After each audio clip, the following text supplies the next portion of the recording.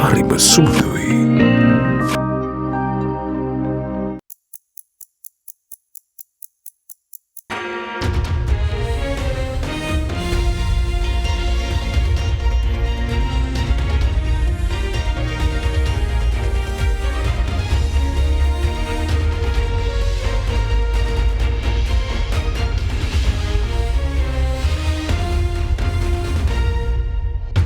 Tonight on First at 9 this Monday, the 25th of September 2023.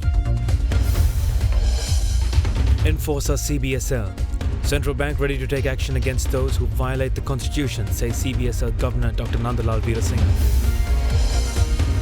President IMF. President is scheduled to meet IMF representatives to review the government's progress on the first tranche tomorrow. SOE revamp. Trade must be liberalised in order to open up new markets, says member of SOE restructuring unit Mangalaya. ඔබේ විශ්වාසය දෙනු සෙන්සුරයින් දැන් ළඟමැති ෆාමසියෙන් ලබාගත හැක. This is AdaDerana First at 9. Live from Studio 24 in Colombo. Good evening and a warm welcome to today's edition of AdaDerana's English News. First at 9. This is Jonathan Benedict. We're about to take a look at our top story for this evening. President Ranil Wickremesinghe says that measures will be taken to completely reorganize and restructure vocational education in the country by following protocol and methodology employed by developed countries. He further expressed his dissatisfaction with the current education system, adding that measures should be taken to uplift the level of education provided by schools by recognizing the existing shortcomings of the sector.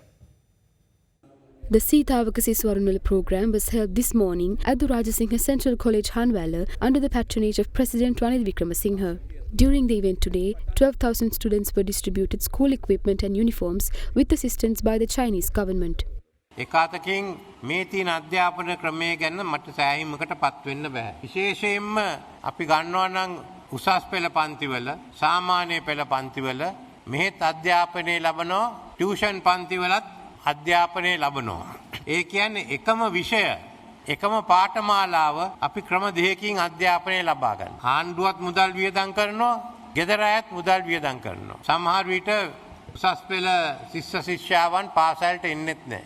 දැන් මේක තියෙන එක විශාල ප්‍රශ්නයක්. අපිට තියෙන්නේ එහෙනම් මේ ගැන දොස් කිය එක ඉන්න නෙමෙයි, මේ තියෙන අඩුපාඩුකම් හොයාගෙන අපේ අධ්‍යාපනයේ පාසලෙන් ලැබෙන අධ්‍යාපනය තවත් දියුණු කරන්න. මේ රටේ වෘත්තීය අධ්‍යාපනය අපි දැන් සම්පූර්ණයෙන් ප්‍රතිසංවිධානය කරන්න තියෙනවා. ලංකාවේ අපි යන්නේ වෘත්තීය පුහුණු මධ්‍යස්ථාන වලට. අනික් රටවල් වල යන්නේ වෘත්තීය විද්‍යාලයට නැත්නම් ඔස්ට්‍රේලියාව කියන ටෙක්නිකල් ඇන්ඩ් ෆර්දර් এডুকেෂන් කොලෙජස් වල.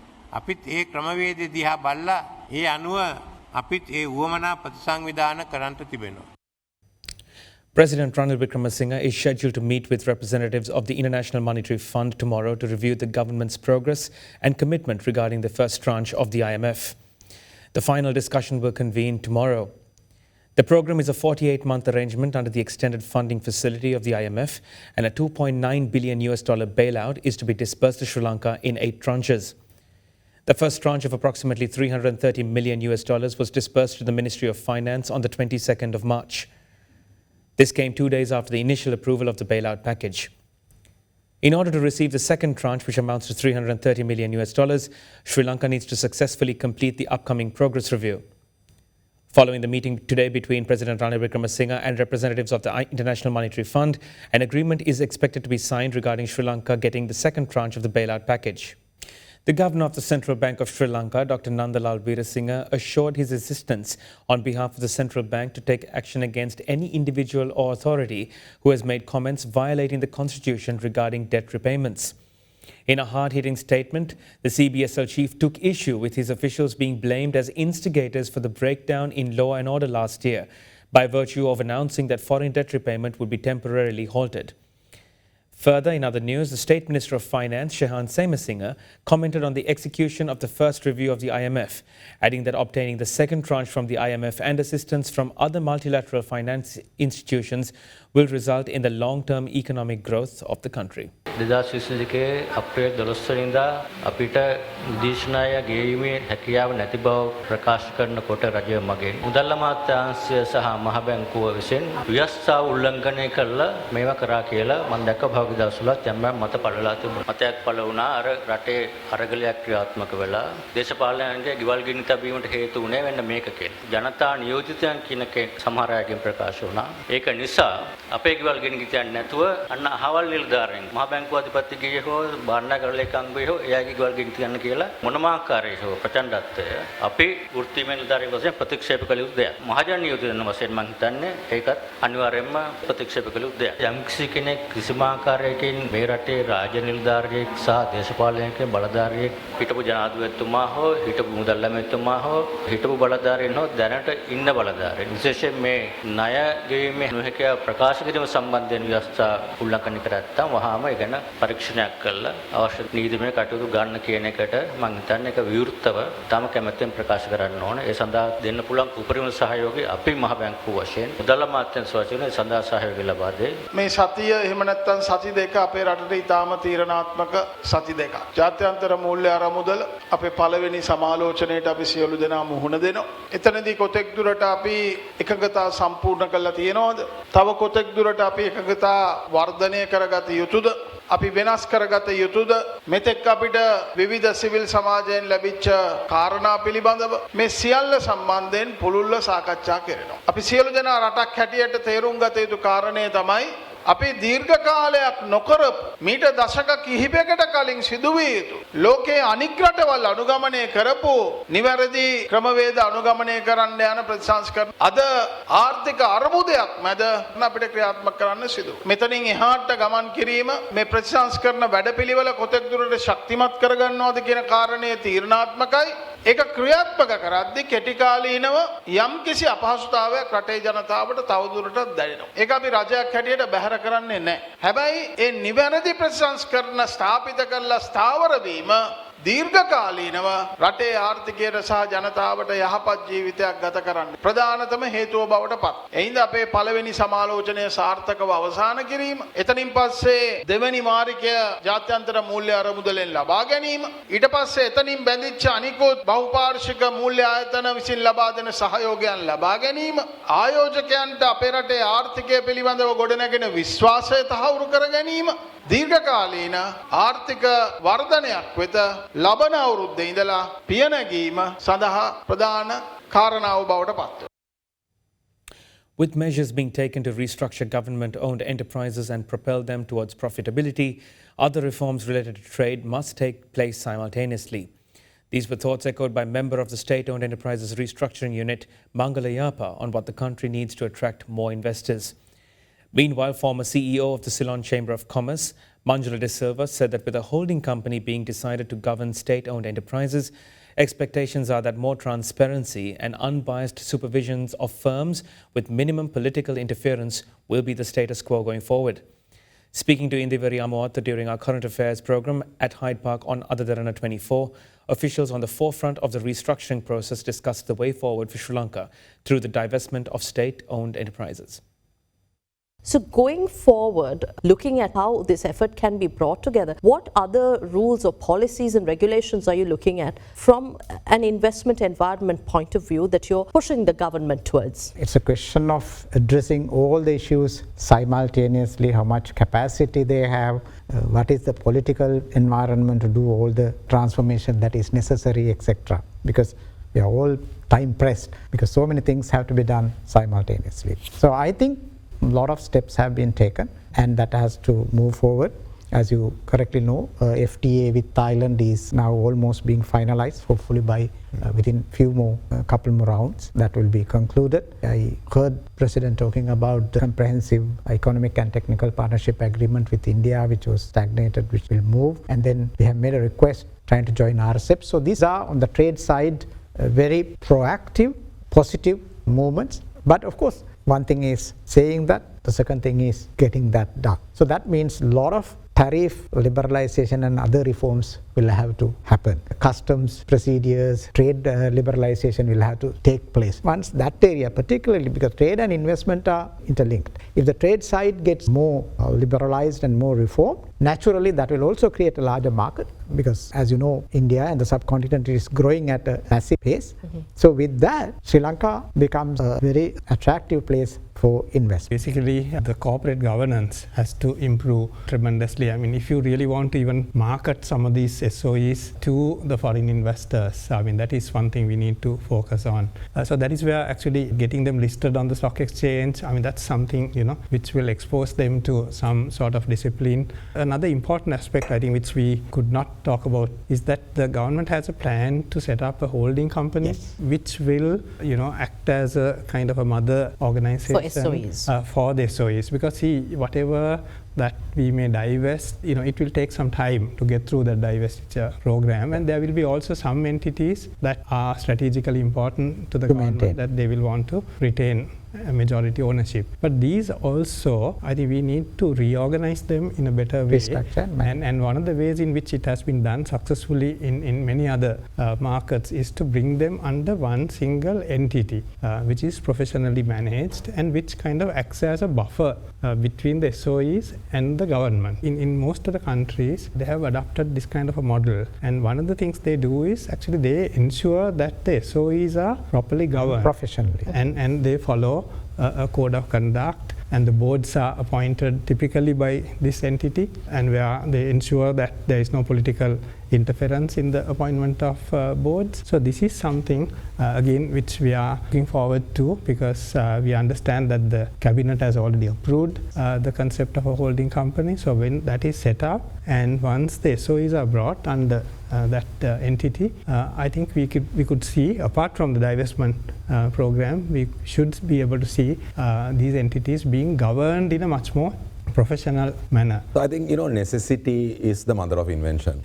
And I think we are at a point that we don't have a choice in the very. I don't think there is any other path than this reform path that includes SOE restructuring and eventual privatization or listing.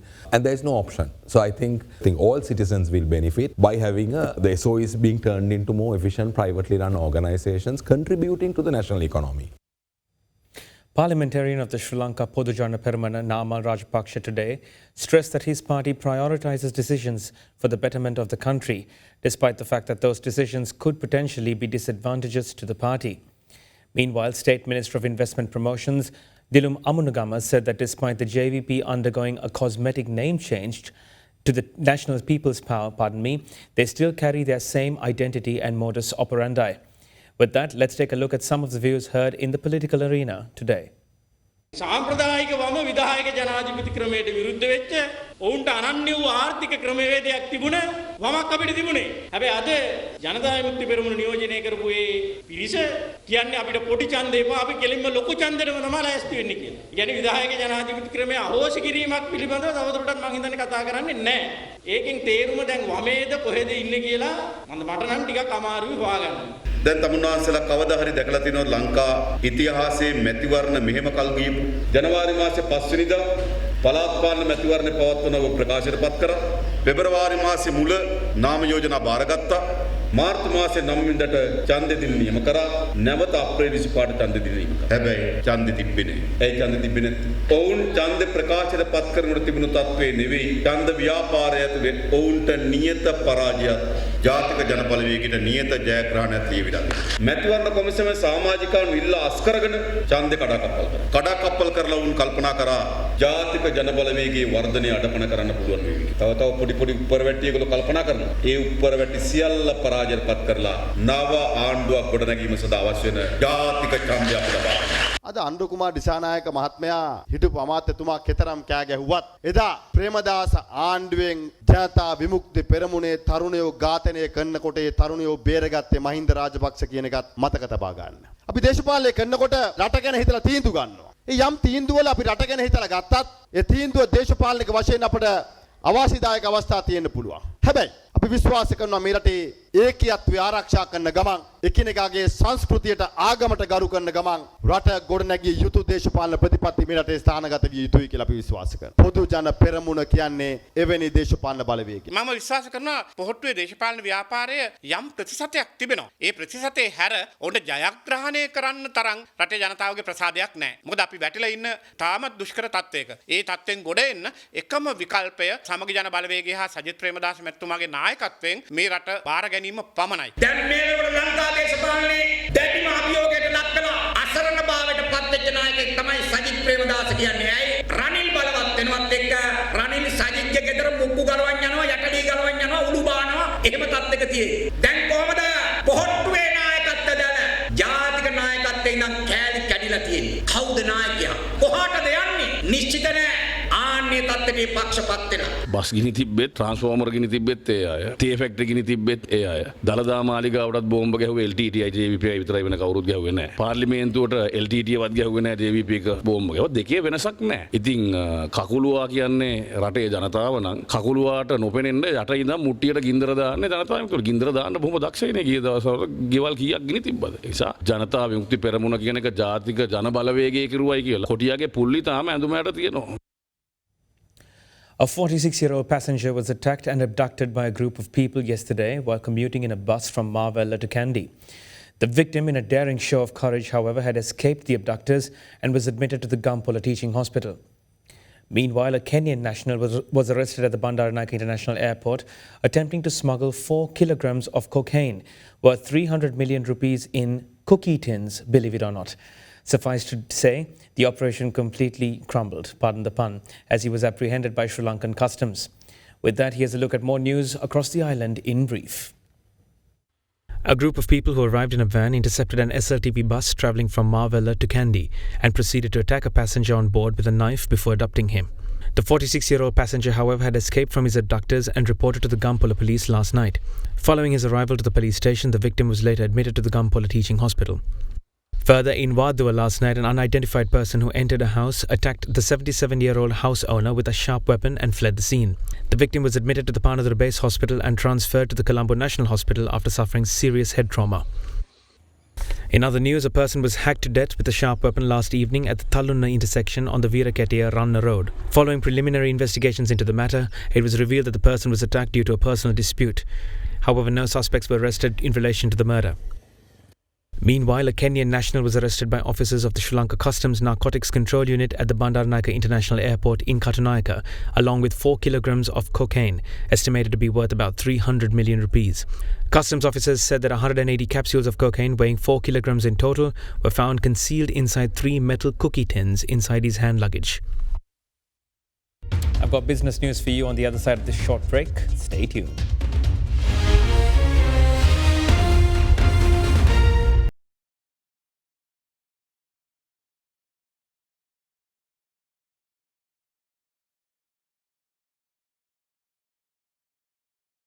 ගොඩමඩ පෙරලි කරන බලපුළුවන් කාරයා මහින්ද්‍රා යුවෝ ඩීමෝ වෙතින්. වැඩම ගොඩයි ගොඩම තමයි ස්වරාජ් tractor ඩීමෝ වෙතින්.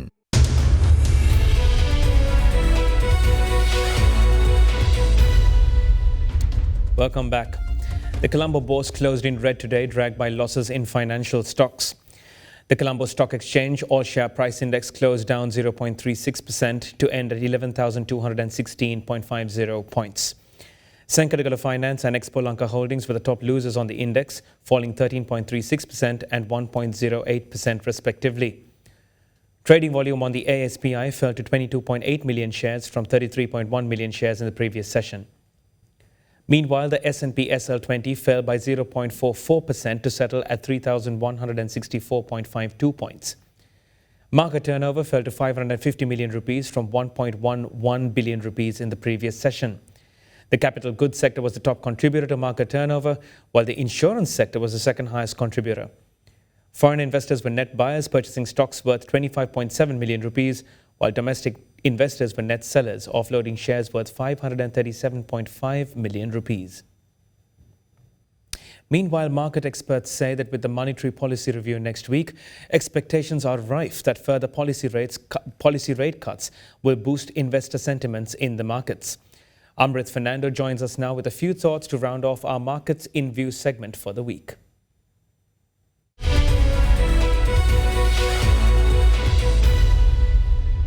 In terms of the domestic equity market, we saw that the ASPI fell 209 points to 11,257 last week, while the S&P 20 fell 66 points to 3,179. However, the market ended the week on a positive note, with the ASPI increasing by 61 points on Friday. The total market turnover for last week reduced by 1.1 billion rupees to 5 billion, with the daily average turnover reducing to 19% compared to the previous week. We believe the market is showing such weak sentiment because investors are awaiting news on the IMF's ongoing review and the upcoming budget. CAL expects market sentiment to remain subdued this week and remain broadly flat at the end of the week. On a positive note, the monetary policy meeting scheduled for the 5th of October may act as a catalyst to improve investor sentiment if policy rates are brought down further. Looking at last week's Treasury bill auction results, the government raised 170 billion rupees, with the 3-month and 12-month bill yields declining by low single-digit levels, while the 6-month bill rose by 19 basis points. And with respect to today's Treasury bond auction, the government aims to raise 220 billion rupees through 2026 and 2028 bonds, and will try to raise another 50 billion rupees at tomorrow's Treasury bill auction. Furthermore, as part of the domestic debt optimization program, last week the government converted around 3 trillion rupees worth of outstanding advances from the CBSL to the government and outstanding treasury bills purchased by the central bank into 10 new treasury bonds and 12 existing treasury bills. This is expected to alleviate the government's short-term liquidity pressure in line with the targets set by the IMF. In terms of global markets, the Nasdaq and other US indexes fell last week as US regulators signaled the possibility of further rate hikes.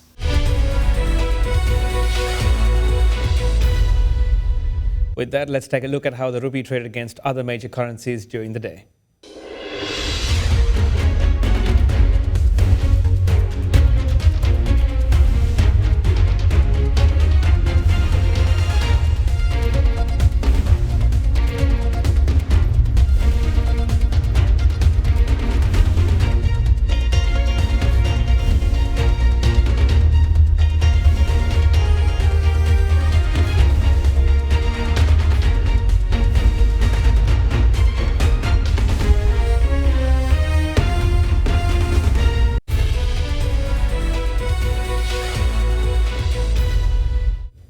Sri Lanka's National IT and Business Process Management Week is scheduled to start on the 11th of October. The event is designed to educate on emerging technologies and facilitate skills of upcoming generations. Meanwhile, Sri Lanka's National Organic Control Unit has launched its official website today. The new entity will regulate organic agriculture and ensure quality that will lend credence in the international export market. Commencing National IT and BPM Week, the central event is slated for October 11th, 12th and 13th, 2023 at the Sirimao Bandaranaike Memorial Exhibition Hall in Colombo. This initiative has been taken to foster awareness of emerging technologies, facilitate skill development, offer career counseling and promote IT entrepreneurship.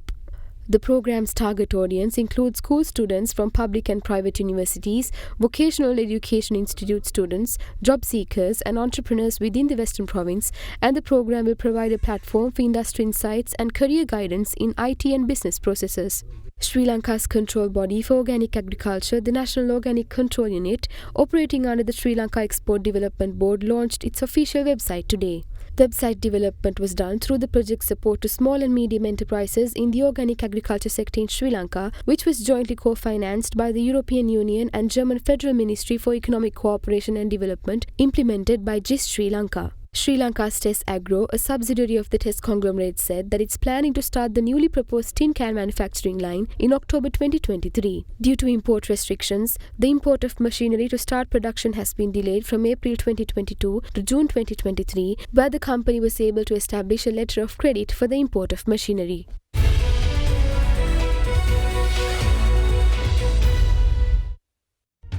That's all the news I have for you for this evening. I'm Jonathan Benedict signing off with a good night and have a blessed Tuesday tomorrow.